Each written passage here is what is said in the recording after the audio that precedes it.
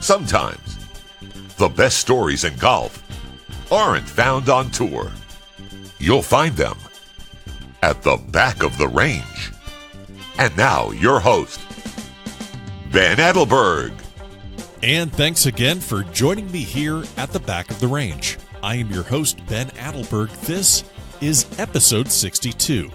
I hope everyone is having a great week, and if your weather sucks, well, I hope it gets better soon so that you can get out on the golf course.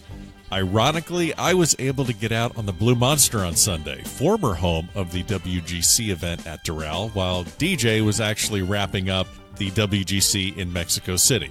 So, fun day. I think DJ had more fun than I did. Well, who really knows? But anyway, I had a fun day. Special thanks to my buddy Kenny G for taking care of that. Not that Kenny G, a different Kenny G altogether. But thanks so much for the hookup, and I will definitely get you back next time. So, there are a lot of things going on in the world of golf with regards to the new rules. I know that Ricky Fowler was assessed a one-shot penalty because he took a shoulder height drop. I know we have a bit of an issue with backstopping apparently now on the LPGA Tour. If you've been listening to this podcast for a while, you'll know that I rarely get into current events because these episodes are primarily just interviews and they're evergreen content. So that means it's just as relevant today as it will be 6 months from now. So that being said, I always like to get a little conversation going about the current state of the game. That's why you need to follow us on Instagram at the Back of the Range Podcast. Follow us on Facebook and Twitter as well. So that's where the conversation about the current state of events will take place. So love to get your feedback, love to get your thoughts on everything that's going on in the game of golf, and let's get a good conversation going there. Also, just so you know, everything is available in the show notes of this episode. So you can find links to our website, that's thebackoftherange.com, and also links to Rogue Theory. They're the ones that actually put together our new theme music. So go check them out. We received great feedback on the theme music. Make sure you go check them out on Spotify. They're a great band. If you're in South Florida, go check them out live. As I said earlier, this is episode 62. Our guest this week knows a little something about that number. You see, Collin Morikawa shot a final round 62 to win the 2016 Sunnehanna Amateur. In case you didn't know, that is one of the most competitive and elite amateur invitationals in the country. Some of their former champs, Ricky Fowler, Webb Simpson, and Ben Crenshaw. Collin Morikawa is the number 2 ranked amateur in the world. Back in 2017, he went undefeated. That's 4-0 in the 2017 Walker Cup matches at LA Country Club. He's played in the Palmer Cup twice. He's won the Trans-Miss Amateur in 2015. He runnered-up in a Web.com event as an amateur. So he's clearly accomplished quite a bit in his collegiate career. He's wrapping up soon. He's a Cal Bear. They're going to make a run at the national championship, but after that, he is going to join the professional ranks. So if you're wondering who the next breakout stars in the PGA Tour are going to be in the next couple of years, well, this just might be one of those guys. So I hope you all enjoy this episode, and I hope you enjoy getting to know Collin Morikawa like I did. Collin, welcome to the Back of the Range. No, thank you for having me. So, Collin, I said in the intro to this episode that you're the number 2 ranked amateur in the world. When you hear that, do you get excited by that, or do you just kind of shake your head and think to yourself, how in the hell did that happen? It's awesome. You know, I think ever since I was a little kid, I've always kind of loved golf, and I knew that, you know, I wanted to become a professional one day. And there's obviously a lot of steps that you have to go through and kind of take the journey that everyone takes. And, you know, to look back at it, it just seems like it was such a short time ago. Right. And now that, you know, it's almost to that point is really exciting for me. Well, let's make the host feel as old as possible. You were born the year that I played my first year of college golf, so we'll just get that out of the way. But you grew up in L.A., La Cañada, Flint Ridge. You grew up there. Did you play other sports? I always like to give our listeners an idea of how you got to where you got, and it all starts at the beginning. So how did you get into golf? Walk me through that a little bit. Yeah, so, I did play other sports. So I did play baseball and basketball. Loved them both. I used to ski a lot. And then, as I kind of turned around 11 to 12, I knew, if I really wanted to become what I, dreamt of, I had to kind of give it up and really focus on something. And I thought, it was a great decision. But growing up, my parents didn't really play golf. They kind of were introduced to the game by some friends when I was born. And when I was, before walking, I kind of just joined them on the range. And Sure. as I was able to, I think at the age of like 4 or 5, just go to the range with them and start hitting balls. And they started to pretty much stop playing. And I don't think they really pick up a club at all any time of the year. And it's been awesome because they're some of the most supportive parents out there, and they've been amazing to kind of my help and where I've been and have gotten. Yeah, well, that's interesting because I've spoken to a lot of amateurs and actually just about every one of my guests. I always like to find out how they got started, and it runs the gamut from, my dad was a teaching pro, or my grandfather played, or I learned it from I'd go out on the course with mom or dad. Is it almost better? Or, well, I can't say almost better, but is it kind of like interesting that your parents don't play, so they're proud of your success at any level, any kind of success you have? What's that dynamic trying to explain to your parents? Okay, I know I came in 5th, but that's just not good enough for me. Or like, how is that dynamic trying to explain to parents that don't play the game? Yeah, I think they really understand. So my dad would always come to my lessons. Okay. I mean, every single one, every week, until I was maybe 12 years old, 11 or 12. So he understands the game. He still loves it. It's just, with time, he's got to be able to work and then follow and travel with me over the summers and, right. Throughout the circuit. So they understand. They're really competitive. And I think that's, something I love just with anything, to be competitive. And so they understand, at the end of the day, we're trying to win. We're not trying to come in second, but Sure. It's golf, and you lose more than you're going to win. So it's about understanding what you need to work on, and they've been amazing with that, kind of giving me the tools I need to really succeed on the golf course and off the golf course as well. Right. Well, you mentioned that you have this dream of playing professionally, which you're going to embark on fairly soon after your college career at Cal is over. I know that something that may be a dream of every junior that's playing is, I want to be on the PGA Tour. And that's probably based on what you see on TV or at professional tournaments. Can you pinpoint a time where through your amateur or collegiate events, it really did hit home that, okay, I really do want to do this for a living, not just for what I see, but I like the life? When I won, so what really kickstarted my kind of amateur and junior career was winning Western Junior back in 2013. Right. And that kind of put me on the scene, and I was able to put my name out there. And then winning the Trans-Miss in 2015, right before I was headed to Cal that fall, was, really the bonus to getting me through the first couple years of college and giving me some confidence. And, I can't really say there was a pinpoint. I think ever since I put this dream ahead of me and put this goal of becoming a professional, I think, even as a younger kid, I've always wanted to have that lifestyle, no matter what it was or how the game of golf is doing. I think I always wanted to do it. And fortunately for golfers now, the game is at a high level with Tiger coming back and playing well, and all these young guys coming out and really competing. I think it's amazing. So yeah, this dream of mine has always been there, and it's never really wavered from that. Nice. Well, you mentioned 2013, mentioned 2015. I got a hit on the Sunnehanna in 2016 because you won that tournament with just an incredible final round. I think it was 62 in the final round. Mm-hmm. Yeah. You're there, but it took this amazing final round to get that win. You've done a lot of that through, whether it's the Air Capital Classic when you got the web.com start. You've done that in a lot of other tournaments. I'm fascinated by the ability of players to immediately go low, but I'm also fascinated by the fact that they can do it after kind of just treading water with maybe a 70 or 71, then all of a sudden the floodgates open up. Can you think back to that leading into that final round of the Sunnehanna? Like, how did that happen?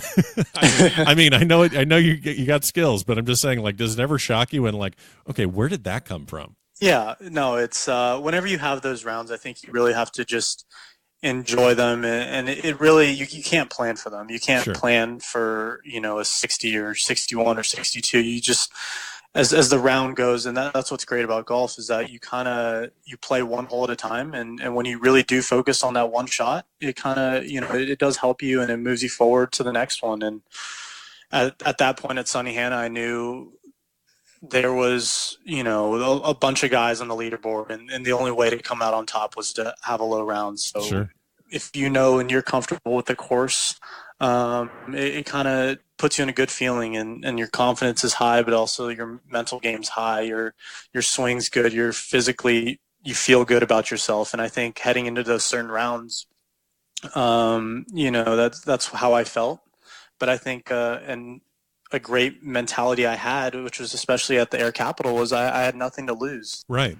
There's nothing to lose out there. You've practiced everything. It's just another round, so why not just go out and have some fun? And that's what I've kind of been brought to the golf course and everywhere I've gone, and it's been amazing. And Air Capital was one of the best weeks of my life, especially right after Sunnehanna. Oh yeah, well we're going to get into that, but I don't want to gloss over Cal. You were first team All-American in AJGA. I think the next year honorable mention, but you're at the top of the list of all these juniors and nationally ranked juniors.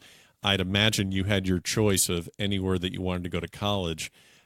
Why? Obviously, being a native of California, but how did Cal come into the picture? Yeah, so my mom went to USC, and growing up in LA, and both my parents grew up in LA. Actually, I've always loved the West Coast. Always loved California. So I had a big, strong connection to all the schools in the Pac-12 Sure. and staying West Coast. And I looked around throughout the country because there's so many great programs everywhere, and they're so strong. But ultimately, I did want to stay in the Pac-12. I thought they're one of the best conferences, if not the best. And to me, I felt I needed to feel comfortable with whatever decision and where I was going to be.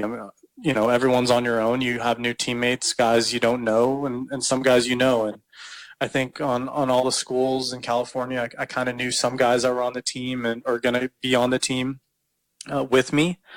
And Cal just, fit what I needed. I needed somewhere where I was going to be challenged, not just athletically on the golf course, but also academically. And with the coaches we had, we have our assistant coach when I came in. He's our head coach now, Walter Chun. They've been amazing, and I've just been able to grow so much, and I think I've learned a crazy amount, which is awesome. So I'm going to put you on the spot a little bit. You're a Cal guy.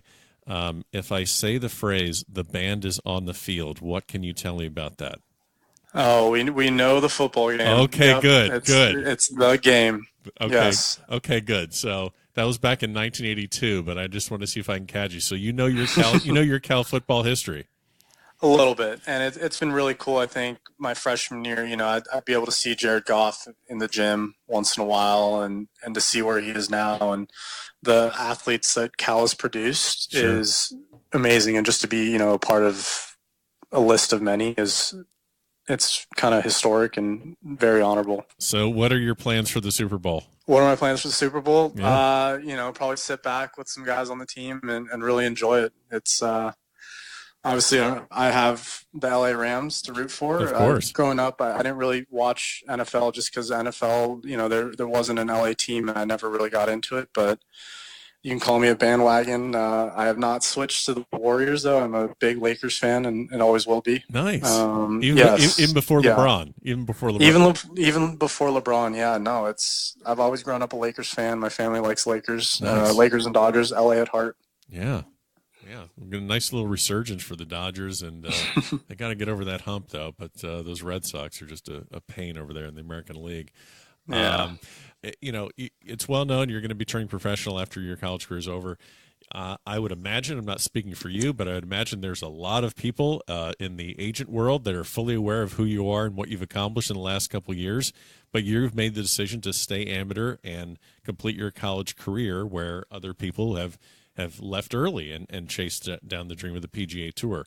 Was there anything specific that helped you make that decision to stay as an amateur? Yeah, so like I said, why I chose Cal was partly because of academics and the balance of academics and athletics. Sure. And I, fortunately enough, have been able to get into the high school business at Cal, which is a 2-year program that you apply during your sophomore year. And, I wouldn't challenge myself and push myself this hard just to leave and finish and not finish with a semester or a year left. I would have chosen a different path if I felt like I was going to be able to grow that quickly. But right. Throughout my 4 years at Cal, I knew that the process of learning with your teammates and your coaches, and you learn so much that it's just invaluable to the future, that you're able to kind of really figure out what you need to do as you turn professional. And, even though I do feel ready, I feel like this next semester I'm going to be able to enjoy it and really get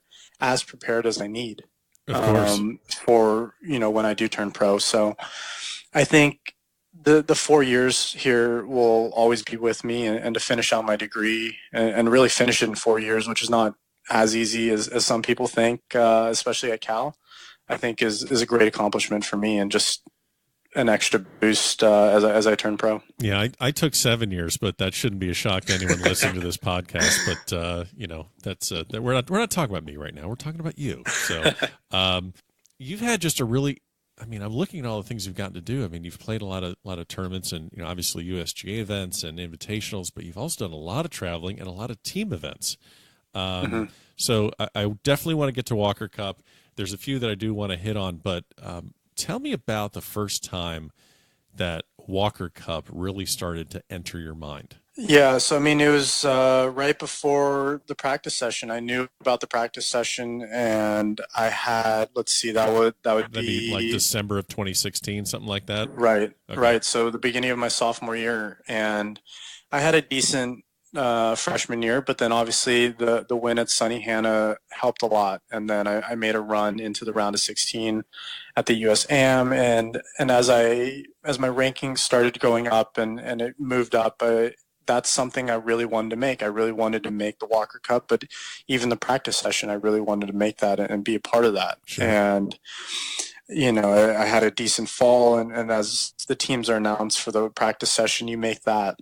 How was that practice session? I just didn't want you to gloss over, but the practice session, they just had the practice session for the 2019 team down here in South Florida.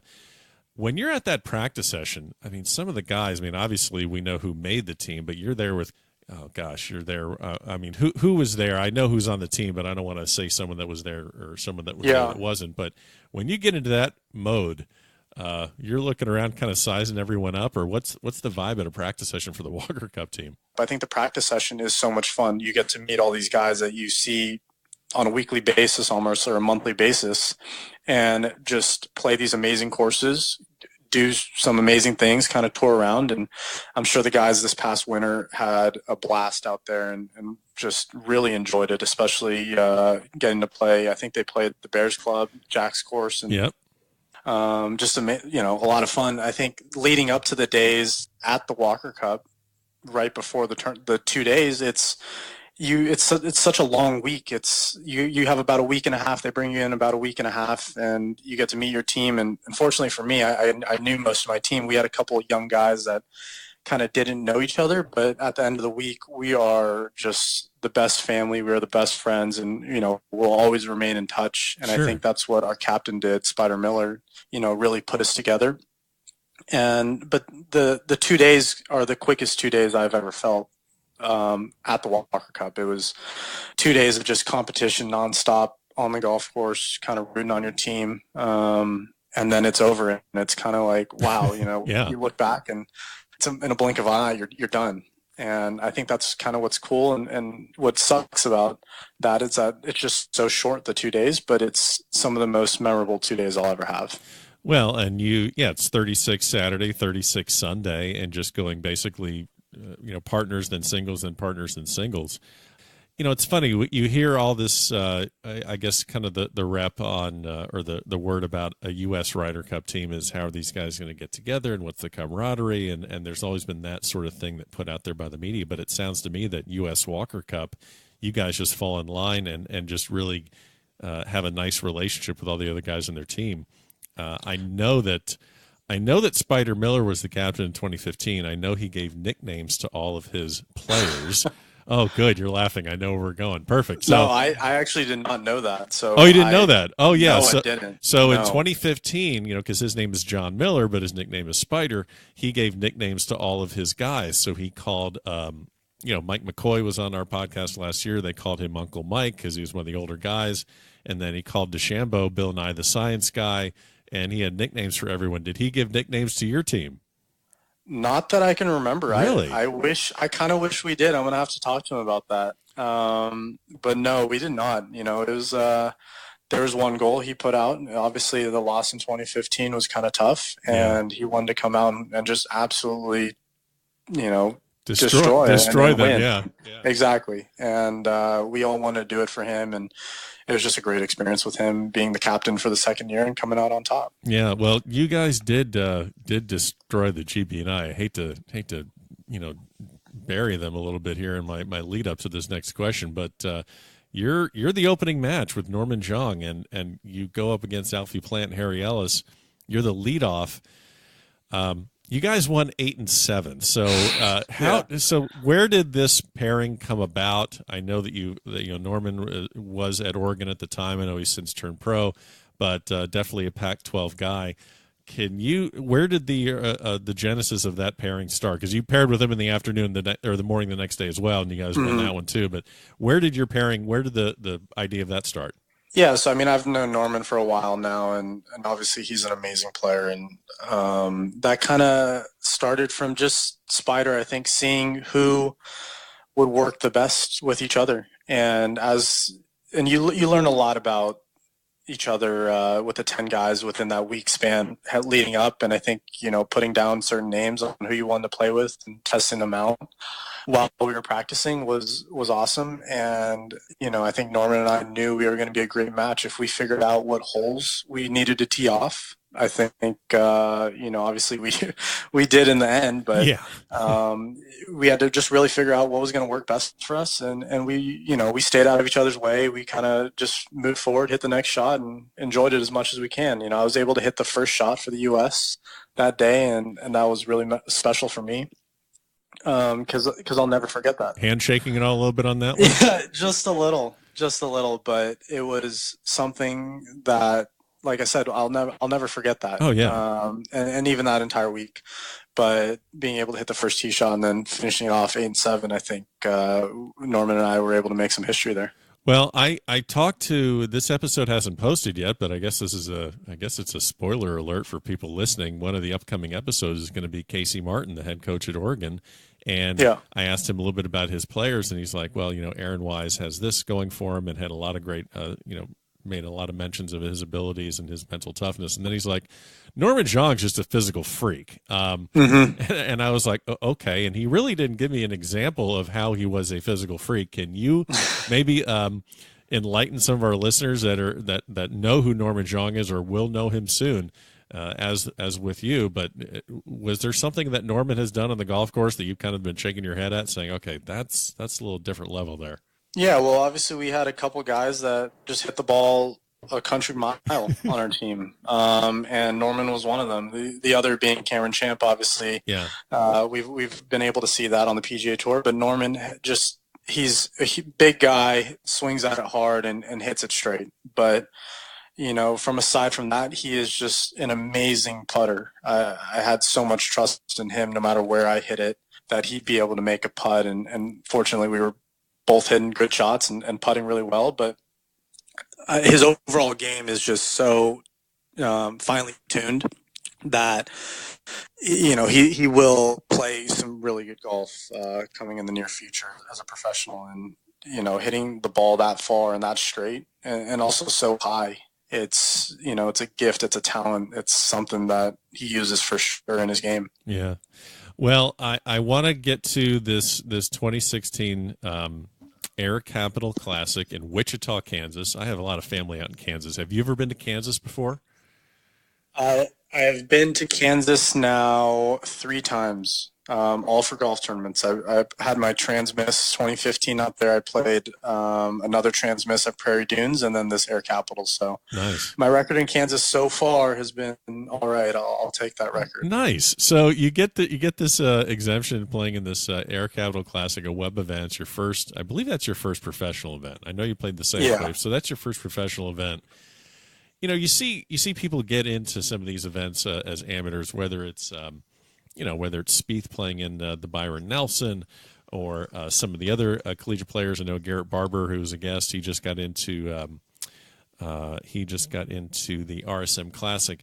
When you're getting that opportunity, you mentioned earlier, you have nothing to lose, but you know that if you put up a couple decent rounds, miss a cut or whatever you do, everyone's just, hey, he's an amateur, no problem. But when did it maybe sink in that, okay, I can actually really take advantage of this and do something special with this opportunity? I mean, I think from the start, I knew I wanted to be as prepared as I can, and seeing I knew a few guys that were playing that week that actually went to Cal and graduated. Brandon Hagee and Max Homer, who are on the PGA Tour now. Yeah. So I was able to kind of feel comfortable with them in the practice round and really get a claim to what's going on, what's around.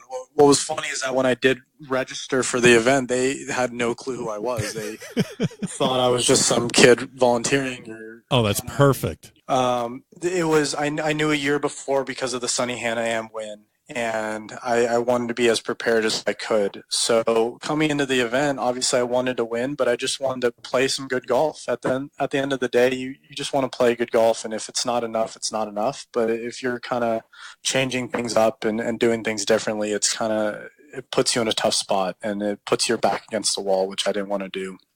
So after the first 2 rounds, I was just refreshing leaderboards, seeing if I was going to make the cut, right. Really. And then you get in there and you just go back-to-back 63, and you're in this. I mean, then you're in this playoff with Ollie Schneider-James, who ended up winning, and the top of my head, I can't remember the third person. JJ Spawn. That's right, JJ Spawn.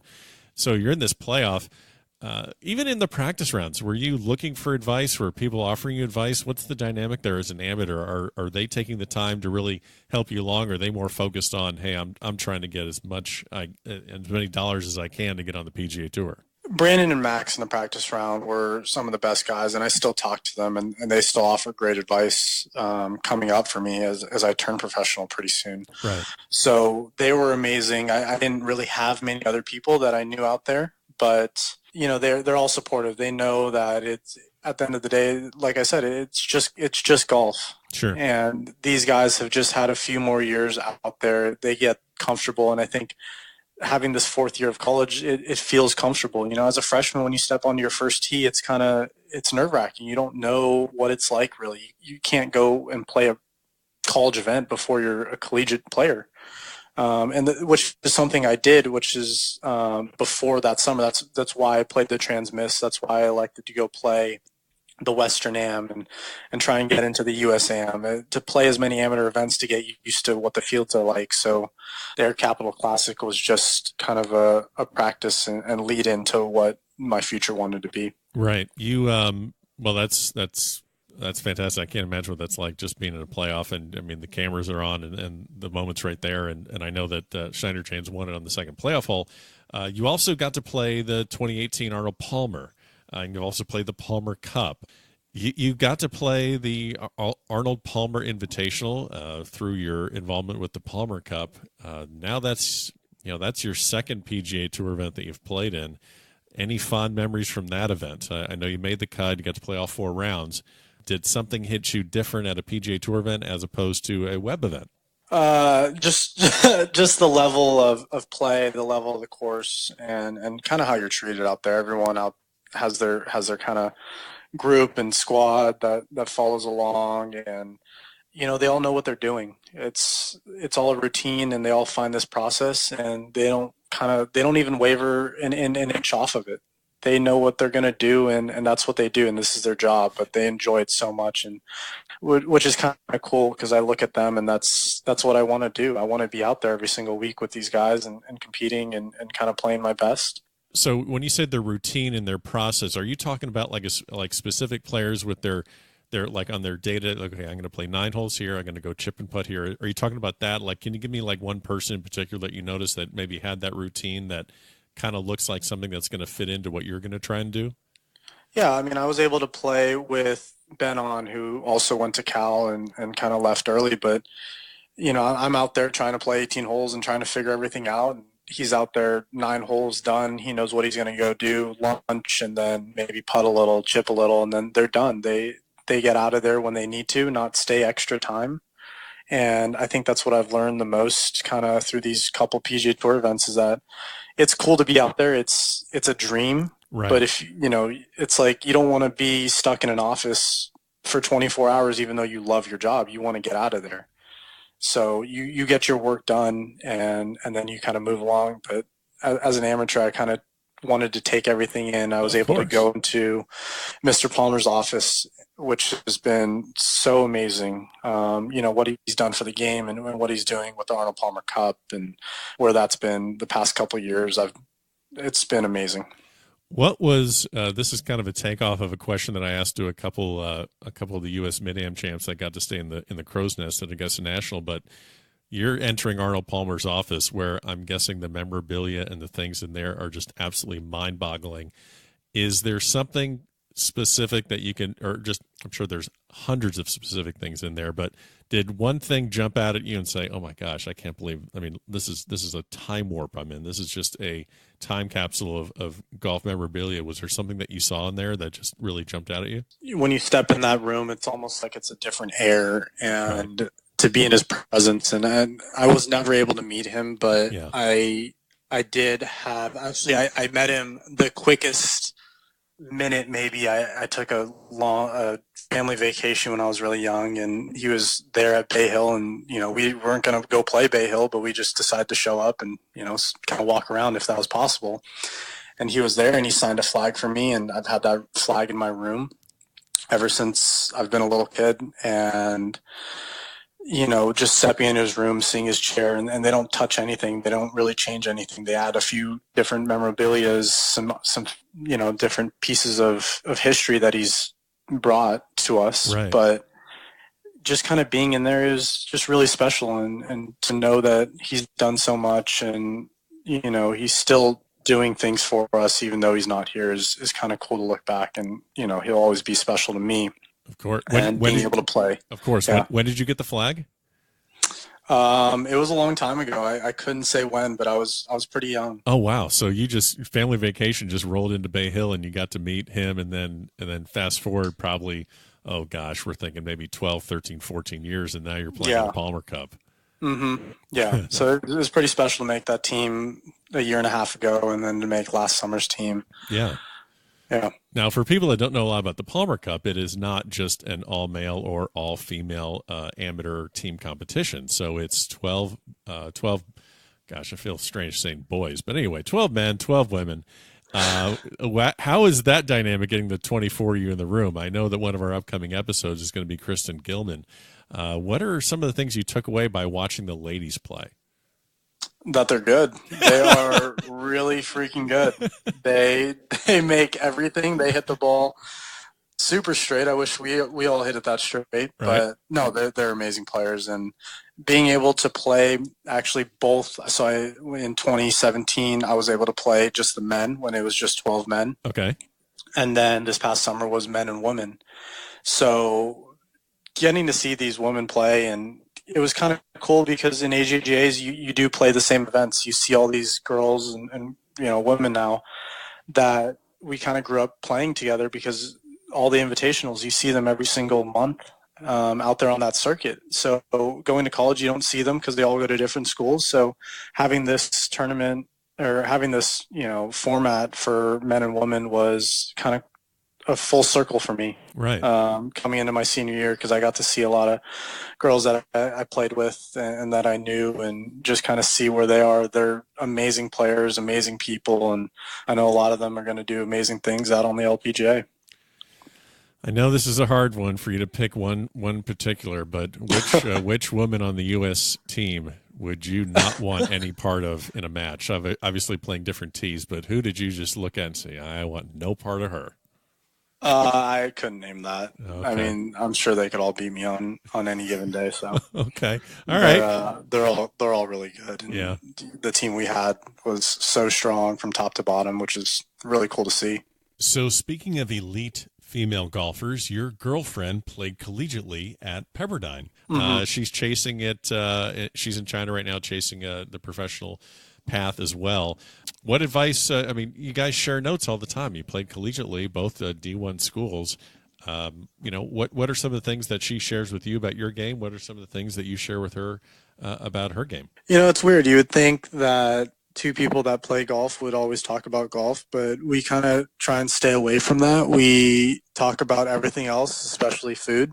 But we don't talk about golf too much unless we're practicing together. And we do practice a lot together, and I'll give some tips to her, and I'll kind of try and pick off her. But I think the amount of golf we play is a lot, and I don't think she even wants to hear me talk about golf all the time. So she's learned about all these, male players and all the amateurs, and she loves seeing my name up there. But I think when I'm with her, we try and keep it separate. Not talk about golf. There you go. Yeah. We have a lot of people that listen to the podcast, whether or not they have a handicap that's +2 or 22.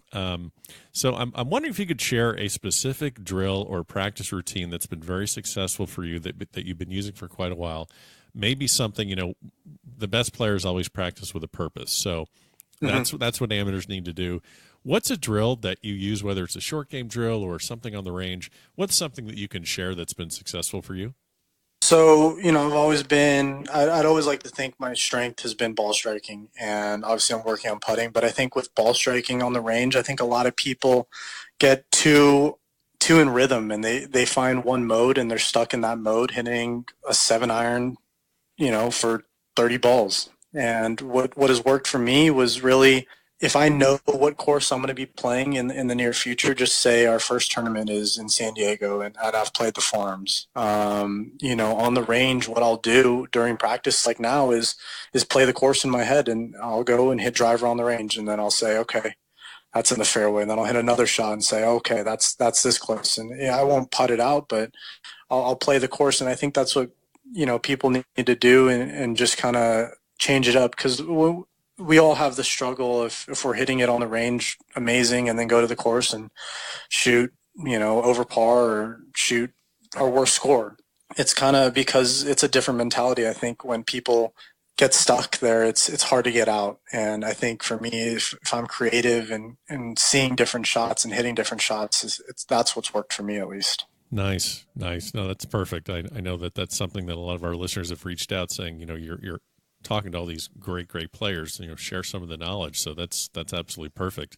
You're leaving the amateur ranks. You've played Walker Cup. You've played Palmer Cup. You played the world. We didn't even talk about the world amateur team. You played with played with Cole and with Justin. You've gotten to do all these great things in traveling. Is there one particular event that you are really going to miss after your amateur days are done? I wouldn't say one. I've played the same kind of summer circuit for the past few years, and they all mean so much to me because I've had successes that I've got to meet so many people. But I think what I'm going to miss the most is really my team. We spend every single day, we spend every single hour in class with them, and the coaches as well when we see them and travel with them. And I think when we turn pro, it's kind of a lonely lifestyle unless you have a couple people to come with you everywhere, but not everyone does. So having a team and having their back and them having your back is something that we all kind of want. And I think we take for granted, and I've definitely taken it for granted. And I'm kind of starting to realize it now in this last semester that, right. I'm not going to have everything there for me. I'm going to have to figure everything out. Yeah, college gets you prepared for that, but nothing prepares you for what pro life is going to be like. There's no manual. There's no, how to become a professional. It's kind of you learn from your mistakes and then you move forward, and who's going to be the best at that. So I'm going to miss my team a lot, and it's been a special 4 years or 3.5 so far. And, I'm going to really enjoy and kind of and see their futures and see their paths and what they're going to take, kind of be friends with them for life. And that's what's the best about college. Sure. We have a couple of final questions. We have a dumb little segment called a quick bucket at the back of the range. So these are going to be really quick ones. What's the best swag you got at the Walker Cup? The stuff that you At the Walker Cup. Yep. There's this pullover, kind of a zip up top to bottom that has these kind of cloth sleeves but a little puffy chest, and I also got that at the World Am, and I think they've kind of heard my request that I love these things, so that is by far my favorite jacket. I still have it in my closet. I wear it all the time. It's beautiful. Nice. Are you a Tiger or a Phil guy? They're both California guys. Yeah. Who's your guy? I'm still a Tiger fan. I've grown up a Tiger fan and, watching him play, but I love Phil. One of the guys on our team, Jamie Cheatham, has been able to play with Phil quite a bit at the Bridges in San Diego. So, he always talks about Phil and we always talk about Tiger. But I've always grown up watching Tiger, so he's always the man. And he still will be. So hopefully he plays well coming down the stretch. It's going to be a very interesting 2019. I mean, I know you're going to be turning pro and trying to chase down that, but what are you most excited to see about 2019 as a golf fan? As a golf fan, Yeah. The competition. Yeah. Everywhere. There's young guys, there's older players playing well. I think everyone is playing well, and kind of the technology that's happening everywhere with all the club manufacturers, and it's, anyone can win on a certain day and a certain week. So it's kind of getting ready to compete with these guys. I live for that competition. That's what drives me. Yeah. Well, you've had a lot of extensive travel in your amateur career all over the world. For the average golf traveler, whether they're going on a buddy's trip or they're going somewhere, what is the one thing that when you're on the road, you absolutely have to bring with you? I got this Hyper Ice foam roller maybe a few years ago once I started college, and it's a vibrating foam roller. Yeah. That comes with me everywhere. Okay. It's somewhere that's got to be with me. I've been injured once last winter right before the season started, and it was kind of my first injury. I hurt my back, and I never want that to happen again. So stretching's a big part of my routine now. Nice. If you had to play a tournament without wedges or without tees, which would you choose? I'd choose it without tees. I think I'd be able to go around with my through-wood. Yep. That seems to be a pretty popular one. Let's see. I always like asking this one. Would you rather win the PGA Championship or be on two losing Ryder Cup teams? You can't do both. Is that an answer? That's not an answer, but you got to pick one. If you had to pick one. I think if you won the PGA, then you'd have a good chance of making the Ryder Cup. That is the right answer. So, right? That is the absolute right answer on that one. Perfect. Yeah. Let's see. How we got introduced through Instagram is that, I asked Stuart Hagestad, I said, I know it's a tough question. I know it's a hard ask. I'm not trying to ask you to, pick one over the guys in the 2017 team, but I'm like, who really caught your eye? And Stu said, I said, well, Morikawa just hits it, 310 down the middle all day long. And I just say, he just said, I think he asked, he's like, how do you not just shoot 68 every day? So if you had in the line of what Stu did, can you give me one on your team that you would, again, they're all phenomenal players. And this 2017 actually is going to look a lot like what that 07 team was with that, they had DJ Ricky and Horschel and Webb Simpson and all those other guys. I think the 17 team is just going to be ridiculous as well. But, one guy that jumped out? I've got to put my buddy Norman. Yeah. I was able to play with him so many times coming up, and I still talk to him once in a while. So he, like I said, he hits the ball a lot farther than me for sure. Hits the ball straight, putts great, but then again, at the end of the day, that's what all those guys did. They're able to put the ball in the hole and really get it done, and which is so cool because that's why golf is amazing. Everyone swings differently, everyone hits the ball differently, but we'll all be able to kind of shoot some score. Final one I want to ask you is that you played Walker Cup, you played Palmer Cup. Who is someone that you've got to meet? Maybe a great of the game, someone that is a veteran, someone with a big amateur history or professional history. Who's someone that you've met that you had to just shake your head after their conversation, saying, "I can't believe I just got to talk to that person"? Oh wow. Let's see. I think, what was really special was we got to meet President Bush during the Walker Cup, and to see how cool that was, and really, what they have to go through just to get him there at the Walker Cup was really special. But to meet him and have lunch with him and play a couple holes was amazing. And how down to earth he was, and just talking with all of us was, really, really special. I mean, obviously the Walker Cup was named after, I think, his great grandfather. So to have him there was really cool. But I think, like I said, how I'm going to miss my team, all those guys on the Arnold Palmer Cup teams and the Walker Cup teams, not only the guys playing, but our coaches, the captains, the people that travel with us, that really aren't mentioned. There's a lot of people that I've gotten to get to know and stay in contact with, which is really cool because they kind of work through the ranks, and they'll be there with the USGA, just say at a US Open or down the road. You never know where you're going to see them. So.